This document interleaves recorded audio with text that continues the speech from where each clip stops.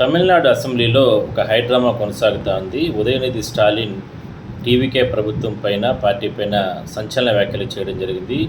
మీకు వెన్నెముక లేనటువంటి పార్టీ దాదాపుగా 3.6 కోట్ల మంది మీకు వ్యతిరేకంగా ఓట్లు వేశారు. అంటే మీరు స్వతహాగా ప్రభుత్వాన్ని ఏర్పాటు చేయలేకపోతున్నారు.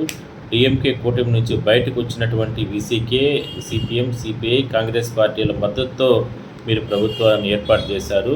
మీకు సొంత మెజారిటీ లేదు, ప్రజలు మిమ్మల్ని విశ్వసించట్లేదు అన్నట్టు కూడా ఆయన సంచలన వ్యాఖ్యలు చేయడం జరిగింది. సో అదేవిధంగా అదే విషయంలోనే ఈ ప్రభుత్వాన్ని మేము సపోర్ట్ చేయట్లేదు అంటూ కూడా ఇవాళ జరుగుతున్నటువంటి బల పరీక్షలో వాళ్ళు వాకౌట్ చేయడం జరిగింది. మరోవైపు అన్నా డిఎంకే నుంచి కూడా రెబల్ ఎమ్మెల్యేలు ప్రభుత్వానికి సపోర్ట్ చేశారు. అన్నా డిఎంకే నుంచి కూడా పళనిస్వామి అంటే అసెంబ్లీ నుంచి కూడా వాకౌట్ చేయడం జరిగింది. సో మొత్తం మీద ఒక హైడ్రామా నడుస్తుంది.